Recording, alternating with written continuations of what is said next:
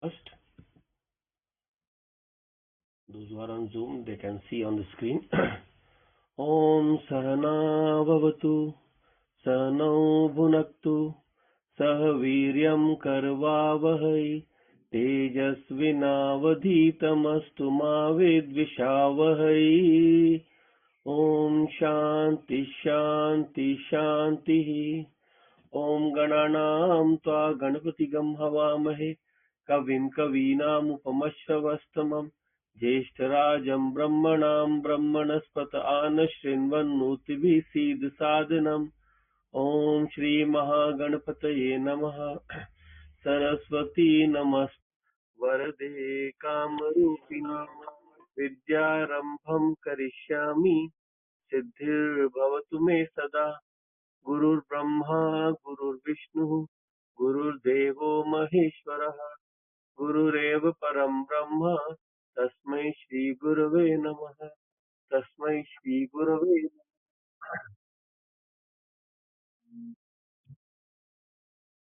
So we'll starting this class on Nyaya. We have covered up till the 48th sutra in the previous class. There we were examining all the objections that can be raised through the acceptance of Upman or comparison as a pramanam, as a source of knowledge, a valid source of knowledge. So in the next few verses, right up to the end of this chapter, say from the 49th and right up to the final verse, which is the 69th, almost 21 verses are dedicated towards Shabd Praman. So the Shabd Praman or knowledge through the words of a realized person or through the Vedas itself, which are called Shabd Praman, that knowledge has been accepted as a Pramanam because that knowledge talks about this, talks about those uh, experiences which are beyond those of ordinary mortals, but when experienced by the saints or the realized persons, by the rishis, then those experiences have been verified in multiple ways. First method of verification is by the way of comparing the experiences of multiple rishis. They all have the same experience. They have written about the Vedas, the Vedic verses. They have heard in their in their minds internally, and then they have to write them down, and then on comparison they are found to be the same. And also through the checking of it by the threefold method, which is by the Shabd Praman is, in fact, it's called Shruti. So we use three words: Shruti, Yukti, Anubhuti. So whatever is said in the Shruti, that is verified through Yukti also. Even though it might not be able, might not be explained through normal logic, but when it is examined through that logic, it does not fail to give a logical answer. And then finally, Anubhuti. It becomes the experience of the person also, and it can also be experienced in other ways by verifying those things with regard to worldly experiences, right? So in wherever say something is said in the Shruti, you say that okay, heaven is attained by doing a sacrifice. So that heaven is basically a state of mind. So you can experience that state of mind even while you are living in the world. So I will not go too much into detail of each of these Vedic verses and their, how they are criticized or analyzed, but we'll just cover the basics because otherwise we'll have to go too deep. But overall, we can get a fair idea of what the Shabda Praman is. The Shabda Praman basically Vedic knowledge, which is then attained through by the rishis, and that knowledge is accepted as a pramanam, as a valid source of knowledge. And that valid source of knowledge is then examined by different methods, as I said, yukti and anubhuti, by the methods of logic and through the self-experience of people who further go into this realm, who further try to study these shastras in that way, and they develop the proper mental perspective, then they are able to experience these shrutis also. So in this way, whatever is said to Shabd Praman is now being debated. Shabd Praman we saw earlier in the first chapter itself, it was described. So it is basically Vedic knowledge or the knowledge of a realized person, Apt Purush. That is the word that is used there. So when here writer himself, as I said, he provides a Purva Paksha, an opposing view, to examine the validity that something has been said. Let us check it from all angles whether it is correct or not. So he takes the opposing position and then again clears up all those doubts one by one. So we'll just look into the next sutra, the 49th. I'll just share it on screen on Zoom. So this is the 49th. Shabdo anumanam arthasya anuplabdehe anumeyatvat. So where what he's saying is shabda or verbal testimony is, some say it is inference only. It is not different from anuman praman. Why anuplabdhe anumeyatvat? Because the object that is revealed by the shabda pramanam is not perceived. Anumeyatvat. It is not perceived. Maya is to measure something, anumeya to follow that measurement, and if it is not measured, anumeyatvat. So it is not, it cannot be perceived, or it cannot be experienced, or it cannot be measured. So that thing has to be understood from this perspective, that what he's saying is that Shabda Praman is, you don't need to, he's saying, you don't need to make enumerate a separate Pramanam. Shabda Praman is the same as Anumana Pramanam only.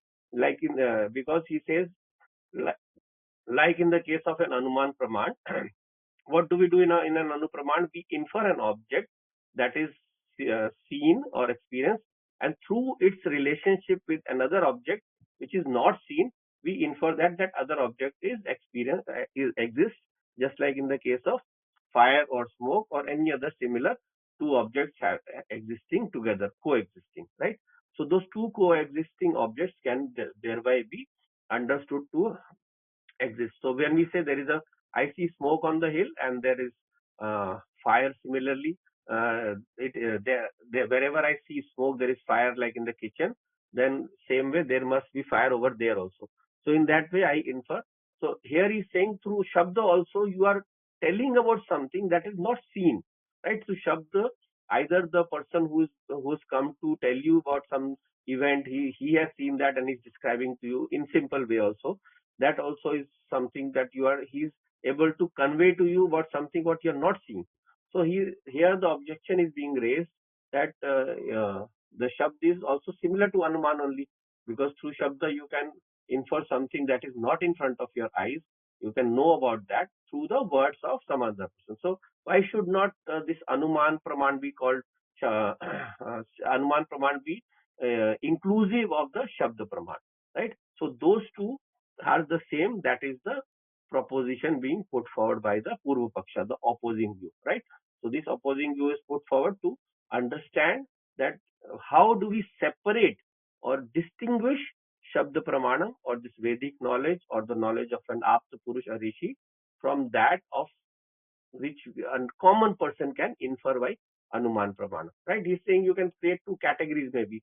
Like there is one category for the common people who can do inference through observation, and another category of the Apta Purush who can do inference through his internal experience.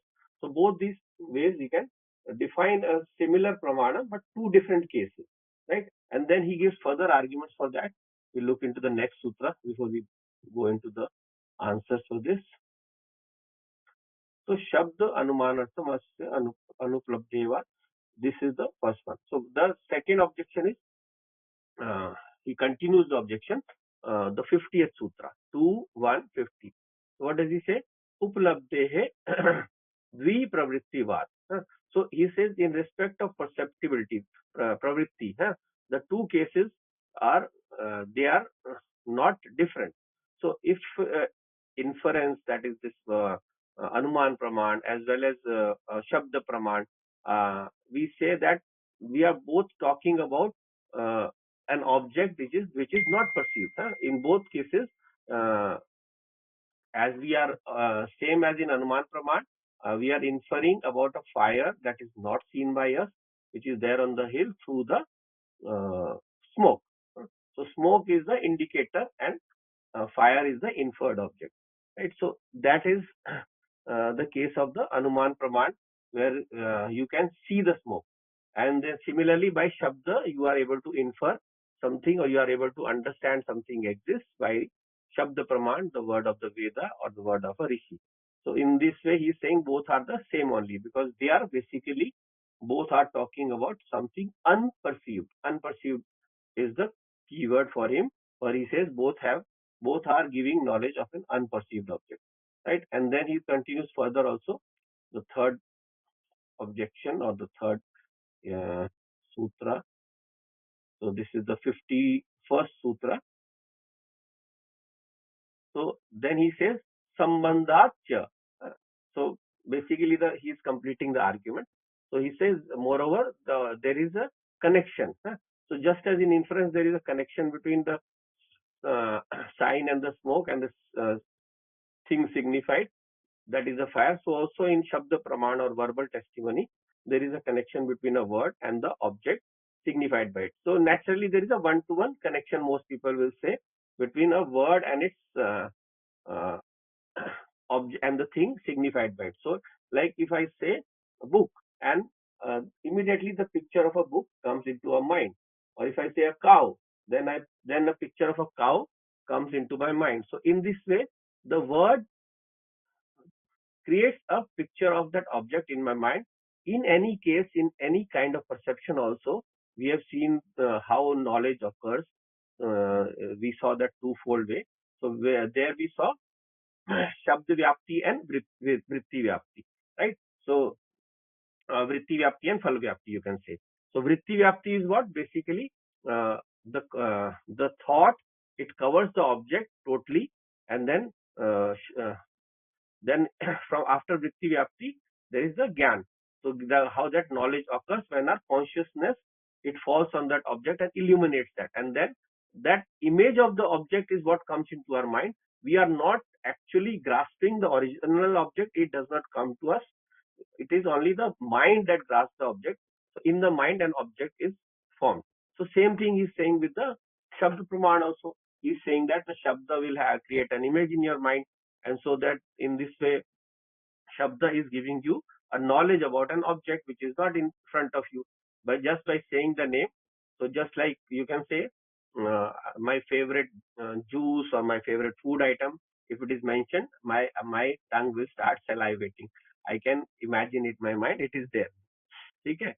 In this way, you can make a connection between that. So how do we meet these objections? This is then elaborated in the next sutras. So the author says that, okay, you are right. We agree with your point that they appear similar, but there is certain differences, which is why we give them different names. So what are those differences? Let us see. So we go into the next sutra. This is the 52nd sutra. So in this, what does this say? आप्त उपदेश सामर्थ्यात शब्दात अर्थे संप्रत्यय. So what he's saying is apt updesha. Whatever apt person, the realized person, the rishi or the person of knowledge, whatever he is saying, updesh, whatever he is telling about us, samarthyat, uh, by power of that, shabdarthe, the matter signified by a word, sampratya, it can be grasped.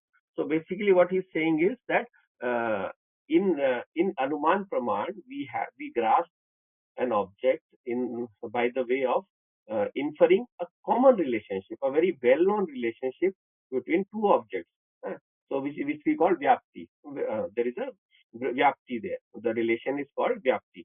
So wherever there is smoke, there is fire. But here the vyapti is not that of one to one. It is one person who can give you multiple kinds of knowledge. That Purush, by his updesha, by the power of his updesha samarthya, he is able to give you a knowledge which is not available to you directly.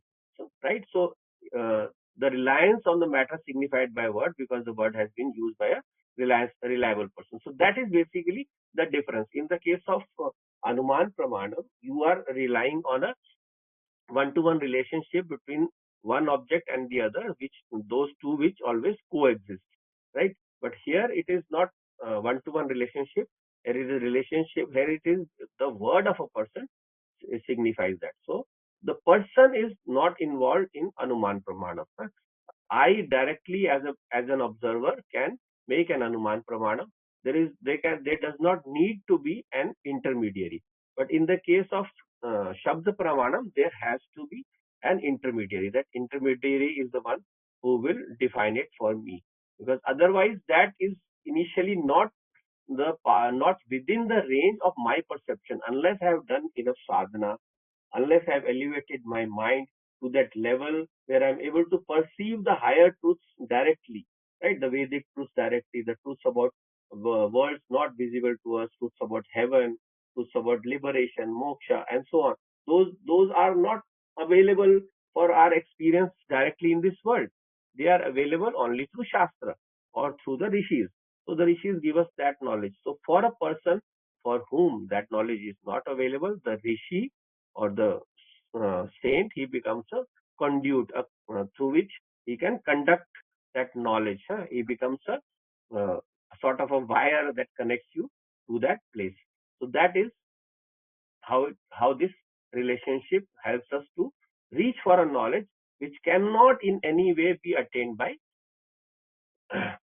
uh, attained by any uh, direct observation, right? So this is something which cannot be done by any direct observation. So aptubdesha samarthya shabdarth sampratyaya, the 52nd sutra, that is saying. So all the mantra dashta rishis, the ones who are able to see the mantras, or the mumukshus, the ones who have not even seen a mantra yet, but still internally they are able to cognize such words which are not available to normal people. So these are called apt purush. These are called the well realized persons. So of for these people, their knowledge is never wrong because it is verified by comparison with each other. So their word is not cannot be called anuman because it is their direct experience. It is not for them. It is a direct experience. For them, it is pratyaksham only. But for us, it is not pratyaksham. That is why a separate category of pramanam has to be defined, which is not pratyaksha for the person, but is pratyaksh for another person, and that other person can make you experience something or know about something, which can then be verified by whatever is said in the Shruti by Yukti and Anubhuti. It can be understood by proper logic, and it can also be understood by experiencing that thing yourself, right? So that is how this Apt Praman or the Shabda Pramana works. That is how it is different from Anuman Praman. So he further then goes on to elaborate on this. We'll look at the yes. Can you give me moderator power on Clubhouse so that I can see if someone raises their hand? Okay, okay, yes, I'll do that. Thank you. Make the moderator. Manisha is the moderator now. Okay. So then we move on to the next one, next sutra. So Aptubdesh we saw in the 52nd verse, 52nd sutra. So then we see the 53rd sutra, second chapter, first part, 2.153. What does it say? Pramanato anupalabdehe. So there he's saying in the case of verbal testimony, there is no perception of the connection. So what he's saying is that the connection between something, a sign and a thing signified, which is the basis for inference, is obvious to perception. For instance, the inference that the hill is fiery because it is smoky, it is based on a certain connection between smoke and fire, which is actually perceived in a picture. So what we call that is that connection is called vyapti. There is a certain connection uh, which is vyapti, which exists perennially between the two objects. Fire and smoke, or if any other two things occur together, right? So if there is a crystal which produces a certain kind of blue light, so that crystal and that blue light will all you can always infer, right? So if it's radium, it produces that same green light. So when you see it in a watch, you don't see that light where it is coming from. The object is too minute to be hidden, but you can understand that it is due to that object. So in this way, there is a vyapti or there is a connection between these two objects through which you are able to do an anuman pramanam, an estimation, a guess. Through that guess, you are able to infer cause and effect also. One if one thing is a cause of another, then the effect, by seeing the effect you can see, right? So if you are looking at rain, the road is wet and there is no rain right now, but earlier there was rain. So earlier there was rain, that can be, you can infer even without seeing the rain. So so through Anuman you can infer that thing. But if you are talking about this Shabd Praman, then that is Anuplabdha, that is not available. That connection you cannot see the process by which that Rishi obtained his knowledge. So there is that difference, right? So someone will say, bring me a glass of water. So that object you can that object that you are listening, someone is saying about the glass. How do you receive that knowledge? Through the ear, right? That shabda is received through the ear, and can the ear bring that glass? No, the ear cannot bring that glass. The glass you will have to bring by the hand only, right? So there the connection between shabda and artha is not established, right? The object cannot be brought to you by the experience itself. So that is the difference between the Shabda Pramanam. You cannot directly attain that, be in the case of worldly knowledge, be it also in the case of the knowledge of the Apta Purush. So while in the case of Anuman, the moment you see the smoke, you can directly infer the fire, right? So in this way, Shabda Pramanam, if it is a worldly case like that of an object being mentioned, that object, that name is grasped by the ear, and the ear is thereby able to understand that such an object exists, but that object cannot be brought to you, right? So similarly, for the Rishi also, when the Rishi is telling you certain knowledge, then that knowledge, it cannot be brought to you directly. You cannot directly perceive yourself, but you are able to understand through that Rishi's words or through the words of the Shastra. So that Shastra helps you gain that knowledge, which is not available to common people. That is the basic difference between the Anuman Pramanam and the Shabda Pramanam, right? So now the Purva Paksha, or the author himself, you can say, he is not content. He wants to make it more clear. So there are other objections that are raised against Shabda Pramanam.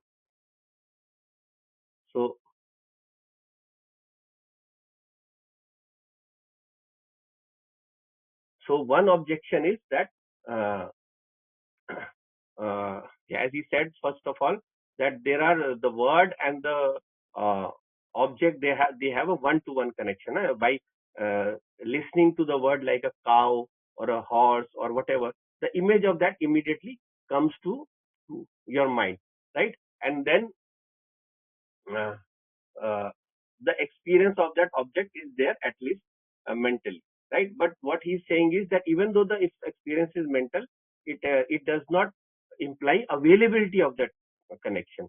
So what does he say in the 54th sutra? uh, Puran Pradaha Patanat Anuplabdehe cha Sambandha Bhava. So this is a compound word. So if you read together, it will appear confusing. That is why I'm splitting up the words. So it is, if you read together, it is Puran Pradaha Patanan Upalabdescha Sambandha Bhava. So when you split it up, it is Puran Pradaha Patanat Anupalabdehe cha Sambandh Abhava. So Puran, burning, the act of burning something. Or sorry, I'm Puran, the act of completing something. Puran has that meaning also, but here it is different. Puran, the act of filling something or completing something. And then Pradaha is burning, and then Patan, right? So something you split up, you break open with an axe, or you uh, throw on the ground and it breaks, right? So in that, what he's saying is that these are accompanied by the action of, there is no natural connection, sambandh abhav, there is no natural connection which is obtained, uplabdehe cha. So what he's basically saying is, if a word and the object are naturally connected, if they're naturally connected with the object, then by uttering the word, that object should be available to you. So if someone is talking about Puran, by fulfilling, or food, So if you're talking about food, then you should be able to taste that food in your mouth. You might have the water coming into your mouth, मुंह में पानी आ जाएगा ये खाने का नाम सुन के, but that food will not be available to you unless it is brought to you, right? Similarly with fire also. So with fire also, that whenever that fire burns something, then you can experience. But just by talking about the fire, it will not burn your hand, or you cannot experience the heat of the fire, right? Otherwise, someone who's feeling very cold will just say fire, fire, fire, and immediately start getting warm. So that is never the case. And then something is split by a hatchet. If you something hit something and breaks open, then that thing also, just by taking the name of that hatchet or whatever, that experience, it cannot be gained. So basically, what he is saying is the separating the difference between uh, the word and its meaning, the word and its availability. So whatever is connotated or signified by the word, it is not attained or obtained by a person. Whereas in the case of Anuman Praman, it becomes the direct experience of the person. That is the basic meaning. So whenever through Anuman Praman we are trying to estimate something, then that happens immediately. Just looking at the smoke, we are immediately able to infer that there is smoke and smoke is burning right now. But in the case of a Shabda Praman, that time gap can be there, and that experience also is not available to you. You are just able to know about the experience, right? It is basically at the knowledge level, not at the experience level. Experience it can become later when you strive for it, when you purify your mind for it, in the case of Vedic knowledge, or when someone say, even someone is talking about an event, someone is saying there's a music event, Woodstock is going on in the US. So it is one of the best music festivals. You can go and observe. So you can travel there one day and it can become your experience. But till then, it is not available for your experience. That is the difference. So Puran, Pradaha, Patana, Anuplabdhe. It is not available. Anuplabdhe. That is the keyword. Anuplabdhe cha sambandha abhava. That sambandha is not there. Sambandh ka abhav hai. That sambandh does not exist between a word and the object signified by it.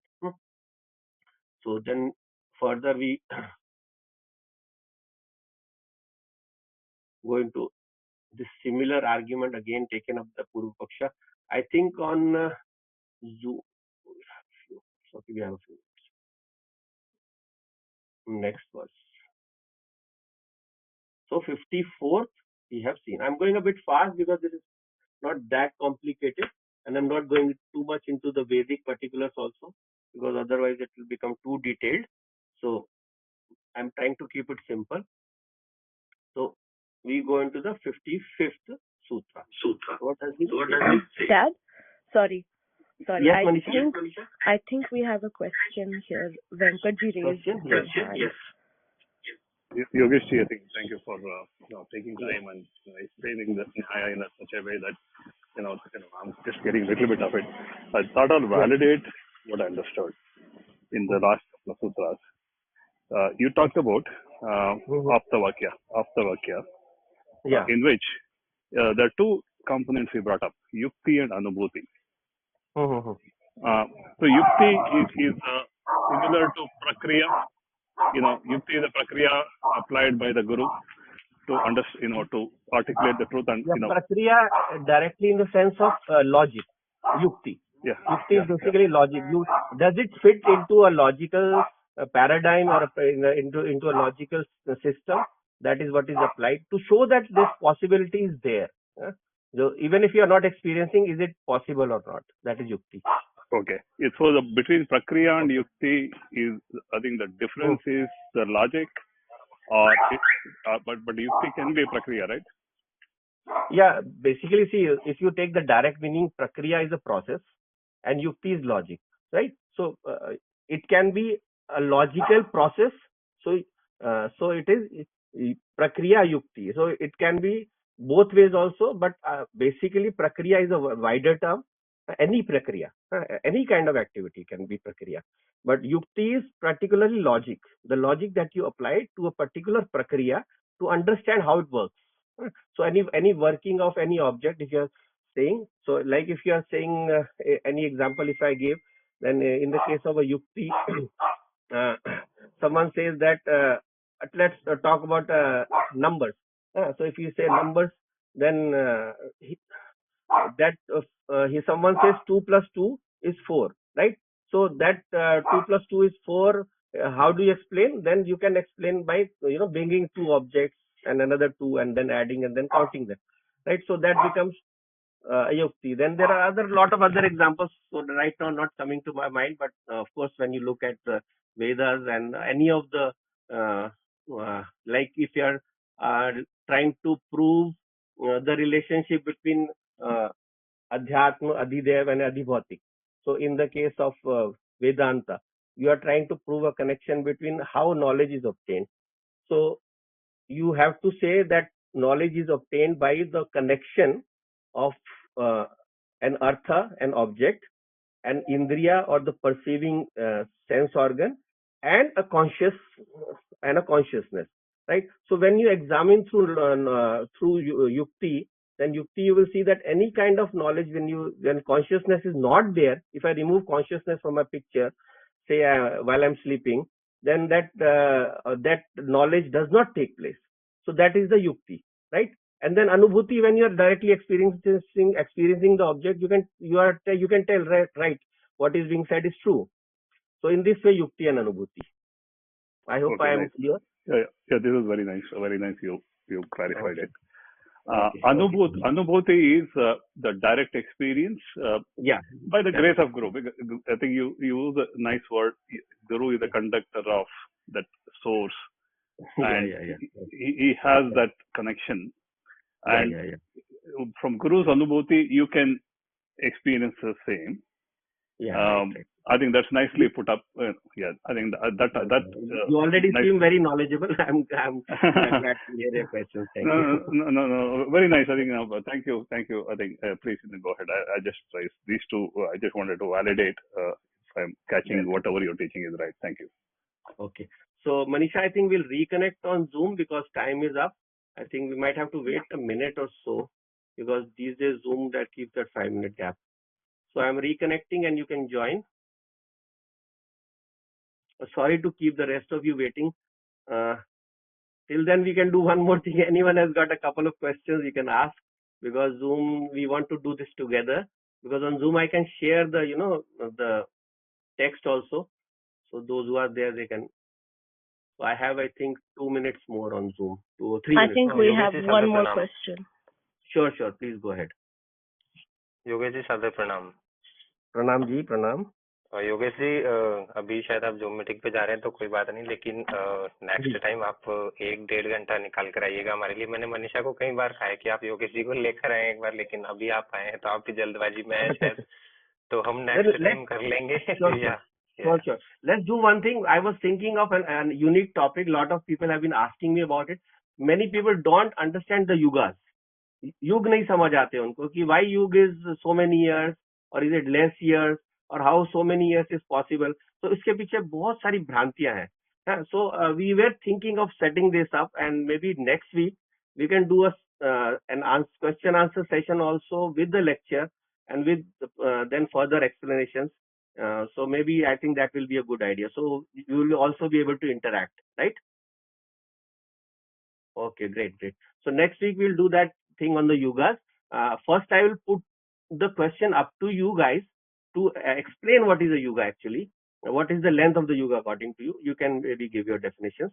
Then I will give the description according to what the Shastra says and how it can be used to reconcile different viewpoints. Some people say, oh God, how can it be so long? Then in some of the Shastras, impossible timelines are given.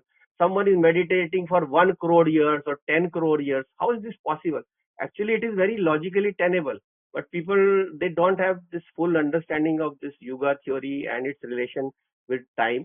So that we can do maybe next week. We'll skip the Nyaya Sutra and we'll do that, right? And we can interact, and maybe Nyaya also we can keep some interaction in between. So that is also possible. So let's do it this way.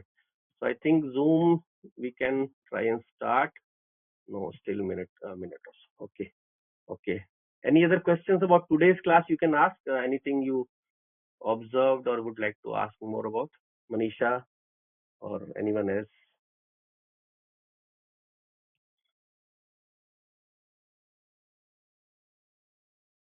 T1. Okay. So Yogesh, how's the Anumana and the Mhm. Aptavakya? Between these two, Between these the two, seeker, that yeah. yeah, between seeker who's not surrendered to a guru and a Mm-hmm. seeker surrendered to a guru. So the surrender is essential for Aptavakya. Yeah, Anumana surrender. cannot be. Yeah, yeah. Anuman is Go ahead. Anuman is common knowledge, and Anuman is basically inference. So we use it daily. Every moment of our life, we are using Anuman. Someone is rang a bell, and we can understand someone. There is one person at the door, even if we don't know who the person is. So every maybe hour or so, or whatever time our awakening time is, we keep doing this anumanam. So I am walking somewhere. I have to have him walk through that part of my house. I know where the door is. So I will, by my anumanam, even if my eye is closed, I can maybe reach for the door. So that we reach everywhere. But as you rightly said, in the case of this Aptavakya or the Shabda Pramanam, the Shabda Pramanam obviously is coming from a guru only. It is coming from someone who is realized and who was able to, what we call a mantra drashta, the seer of the Vedic verses, right? So Tivan is asking something. I think we'll go to him. Yes, Tivan, please. Sir নমস্কাৰ সদায় নিচিনা Namaskar, আজি namaskar. চেচনটো খুব ভাল লাগিলে sir কথা Uh-huh, এটা সুধো কোৱা। এই কল্পবৃক্ষ যোনটো হয় হুম, কল্পবৃক্ষ হুম, আৰু যোনটো লোকাছ আছে 14টা হুম, লোকাছ আছে হুম, সেইটোৰ হুম, হুম। ওপৰতো যদি জুম এটা কৰি দিয়ে বৰ ভাল পাম sir Okay, Tivan is from our own native state of Assam. So for others who are not probably conversant with the language, he's asking about Kalpa Vriksha and the Lokas. So basically, Tivan, that's such a huge topic. I don't know if I can cover it right now. In short, Kalpa Vriksha is maybe some other time sir not yeah, yeah, definitely. So in Vedic terms, actually, Kalpvriksha is your mind. Your mind can make you reach anything. You can, once you conceptualize something and work for it, you can get it. So in terms of Vedic system, in the terms of physical system, a Kalpavriksha is tree that gives you everything. But mentally, you have that Kalpavriksha within you. All of us have that Kalpavriksha within us. And the 14 lokas, of course, they are mentioned in a lot of places. It's a huge topic. Okay, Manisha, I think we can join on Zoom. It Yeah. has started.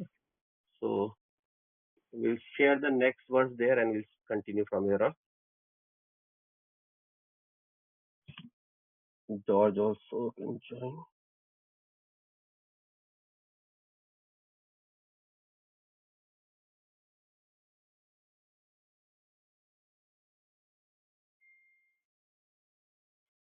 Okay, so let us continue where we're on the 50 or 5th verse.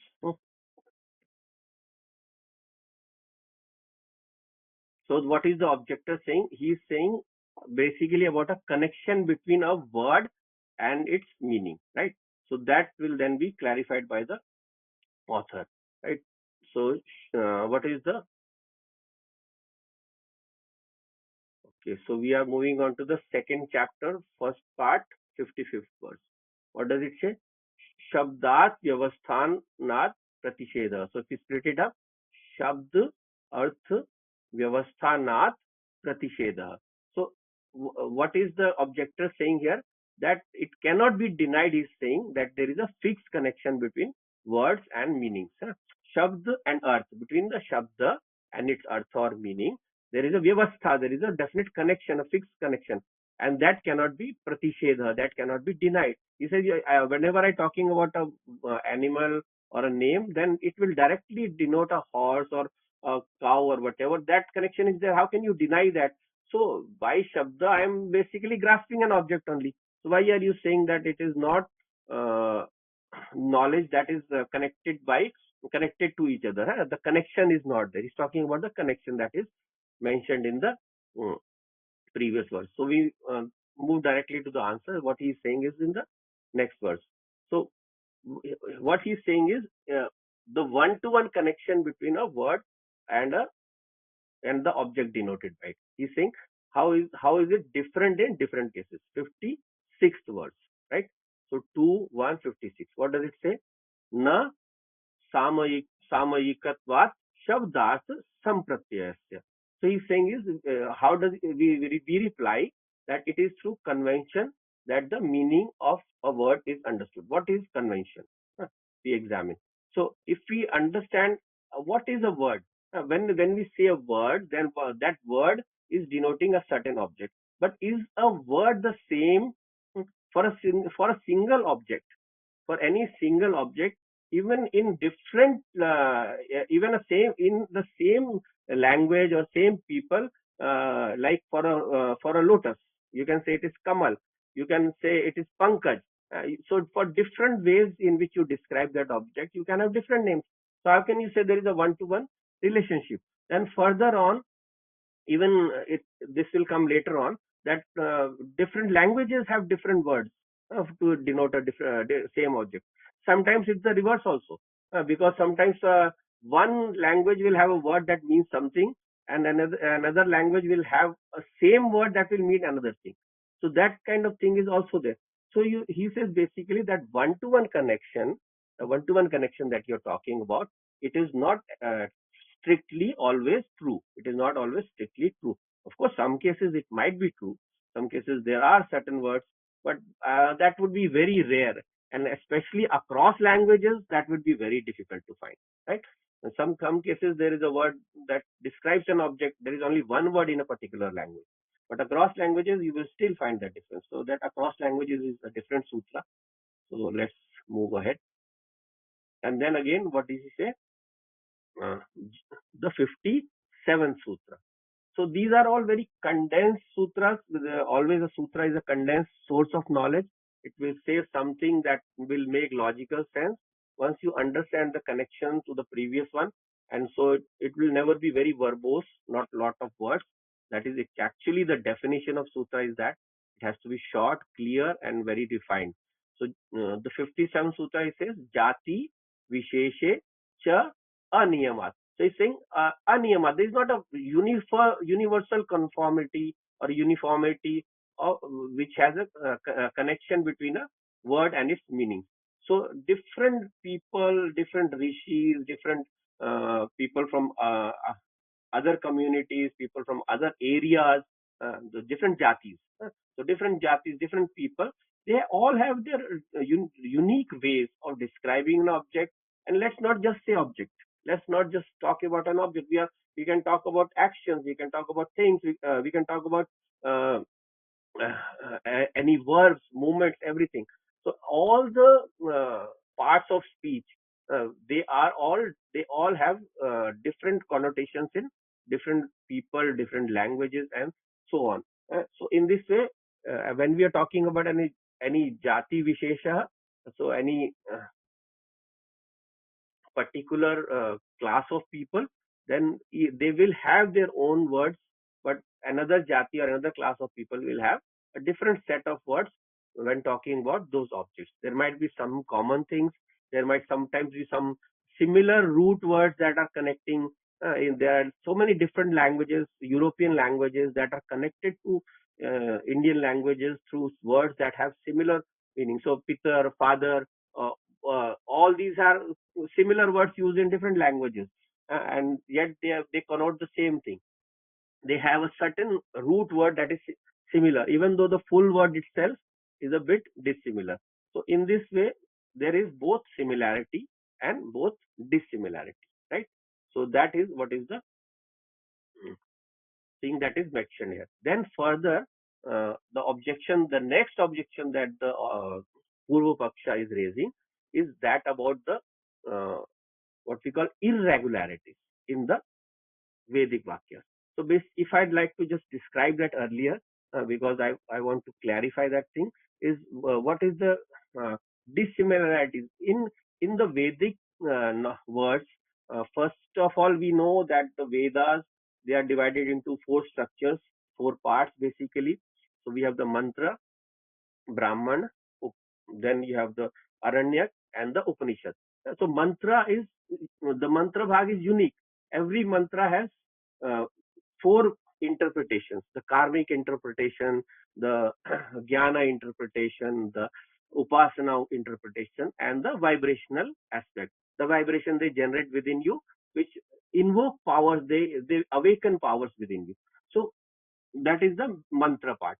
But for every verse, to understand that karmic meaning, you go into the Brahmana Bhag. The Brahmana Bhag is basically telling you about action, karma.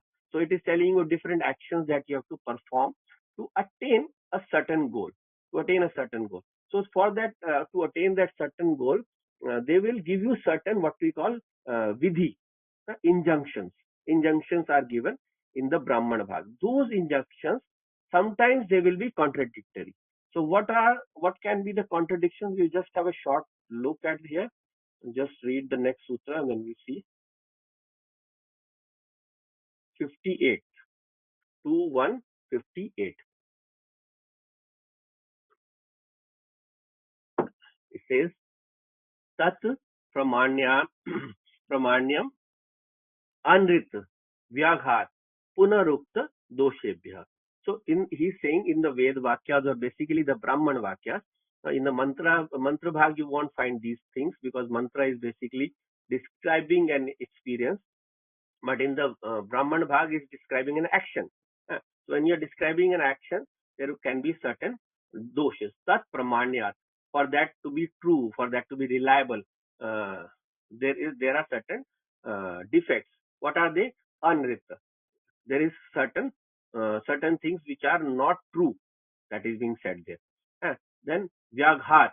Vyaghat is basically a contradiction. So in Vedic mantras, there can be contradictions. I will not give these examples here because they will come up, and each of these is individually examined in the next verses, next sutras. And then Punarukta dosha. So Punarukti dosh is considered a very serious fault in a Ved Vakya. Punarukti is a repetition. Repetition. Why should something need to be repeated? In a Veda, anything that has been said, it should be able to be understood instantly. And it need not be repeated.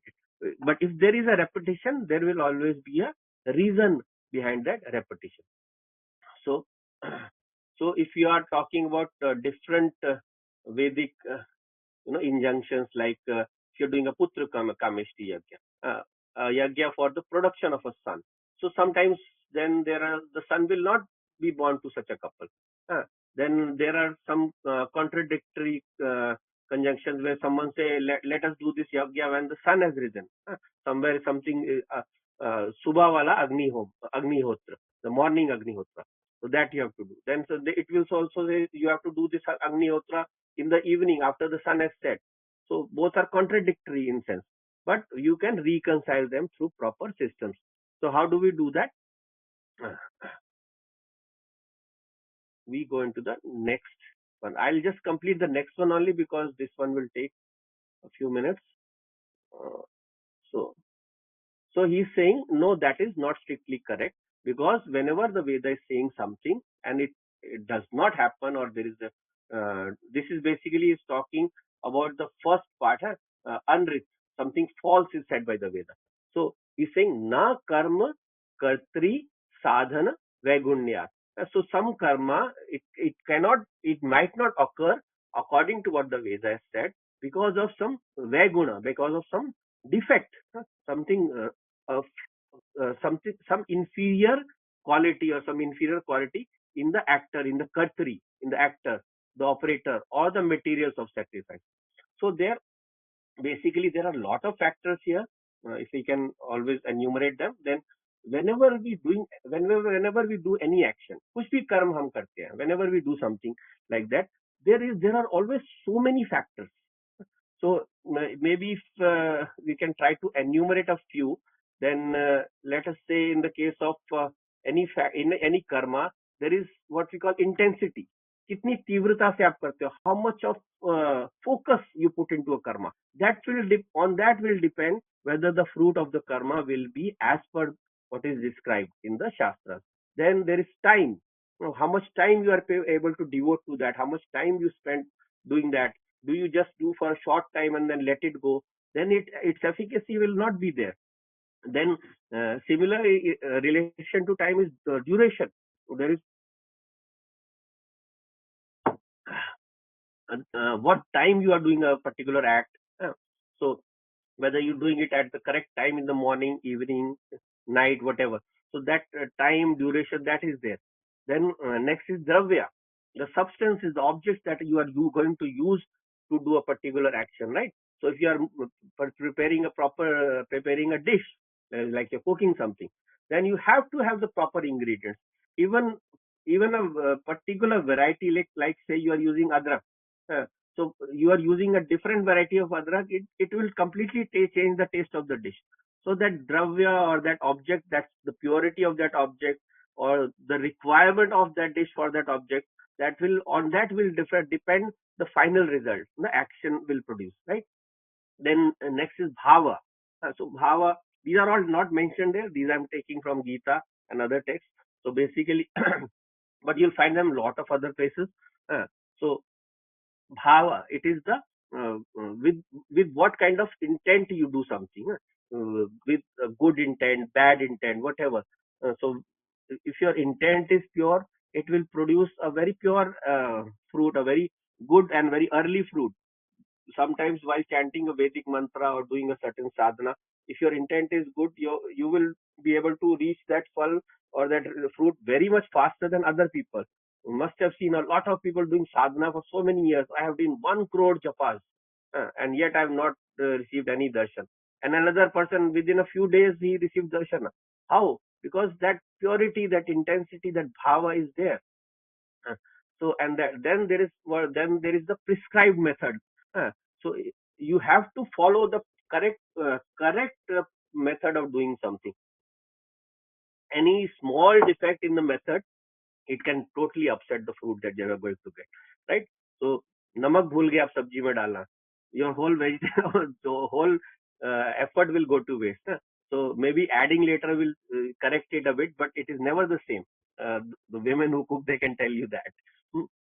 And then of course place, sthan. So place, wherever you're doing a certain karma, that place is also very important about how it will affect the final, final outcome. And then किसके लिए कर रहे हो, to whom you have offered, for whom you are doing. So maybe young people will understand better. If you are in love with someone, then the thing you are doing with for that person, that action will be full of so much love and intensity. It will always be perfect. You will always do it in the best way possible. So the more you love your ishta devta, the Lord, the more the things you do for him will be attaining, striving to perfection. The more you love your guru, that feeling for you is there. I have to do this for the guru. The guru has asked me to bring aloo ka paratha tomorrow. So my aloo ka paratha, when I make for myself, it will never be as tasty as the one I'll make for my guru. And that is the magic of the the bhava, the intensity, or the person whom you are offering to, the love you have for that person. That will also decide the outcome of a karma. And then the instruments you use, whatever instruments you are using to do any kind of karma, their efficacy. If the knife is not sharp enough, it will not. I'm talking about cooking. You can use it for everything. So if you are using a proper knife, then only you'll be able to slice according to the proper sizes.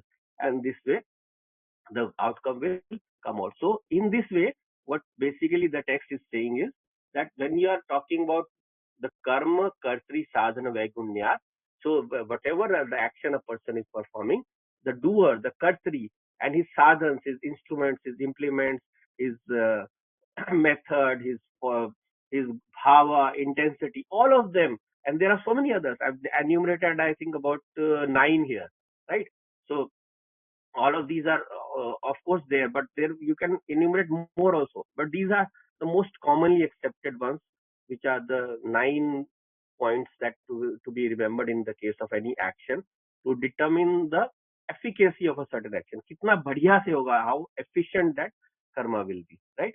So for that, there might be some defect of the act in which is there in according whenever any sacrifice, any karma or any havan is done, and that is why that result will not bear fruit, right? So someone, if is talking about the putra kameshti yajna, so for the son to be born, there are so many things, so many times to be observed, so many rituals to be observed, so much bhava to be observed.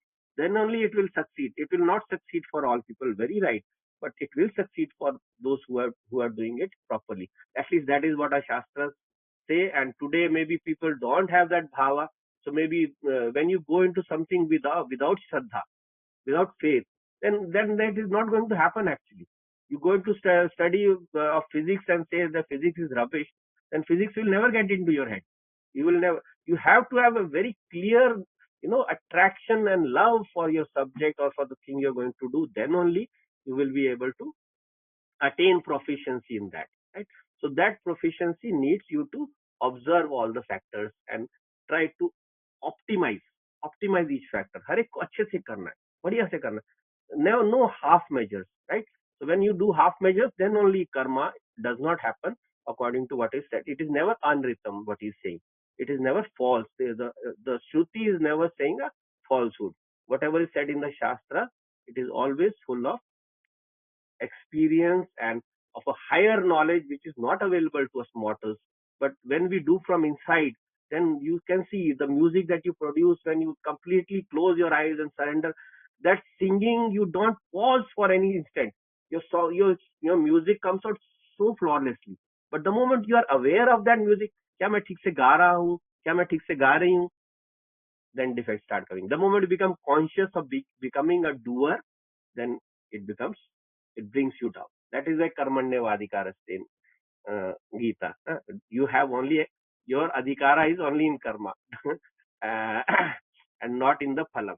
So don't think of yourself as a doer. So we'll continue this, I think, in the next class. Today we have completed up till the 59th verse, right? We'll this chapter we'll try to finish in the next basis up to the 69th verse. So okay, we'll take leave for today.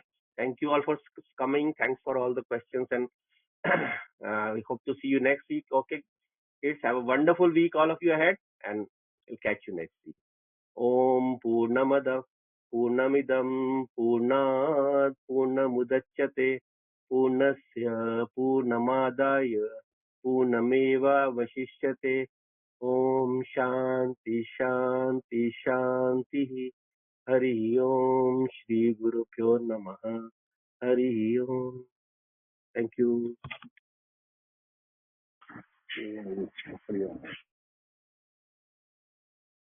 Everyone for coming, and I will end the room now. But if you have any, you can